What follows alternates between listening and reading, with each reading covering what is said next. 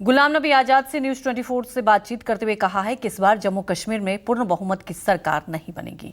गुलाम नबी आजाद ने कहा कि जम्मू कश्मीर में आतंकवाद पर काफी काम सरकार ने किया है, लेकिन कुछ समय पहले आतंकवाद जरूर बढ़ा है।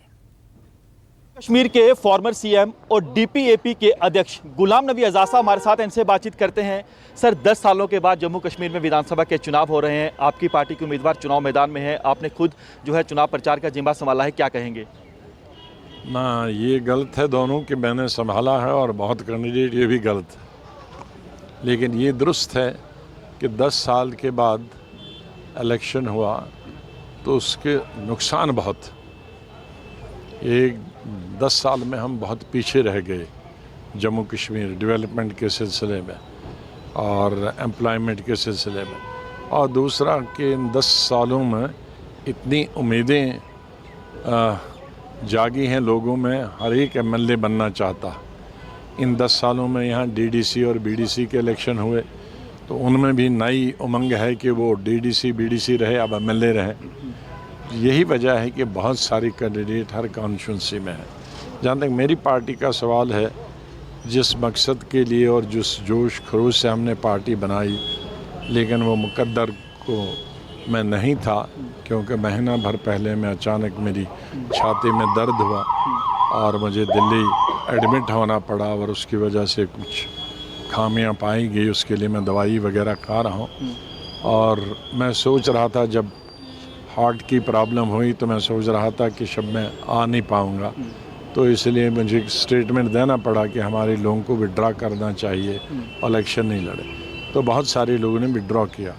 लेकिन मैं आज आया हूँ, जबकि मैं तो पूरी तरह ठीक भी नहीं हुआ हूँ, लेकिन मैं उन नौजवानों के लिए जो 20-22 नौजवान हैं, चाहे वो जम्मू के हों या कश्मीर के हों या चिनाब वैली का 1-2 हों, इन्होंने हिम्मत बांधी कि नहीं, आपने पार्टी बनाई है, आपके बीमार होने के बाद भी हम अपनी पार्टी का और आपका नाम जिंदा रखेंगे। तो मैं जहाँ 80-90 लड़ने की सोच में था, तो वो हम अब 20-22 तक पहुंच गए। लेकिन मुझे उम्मीद है कि ये भी एक रिकॉर्ड होगा।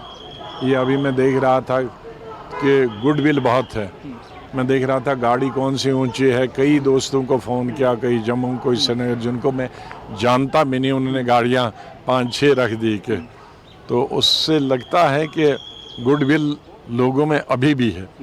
वरना ये भी एक हकीकत होगा, ये शायद रियासत के रिकॉर्ड होगा कि न तो मैं अपने कैंडिडेटों के लिए कैंपेन कर पाया, न मैं उनको एक नया पैसा दे पाया।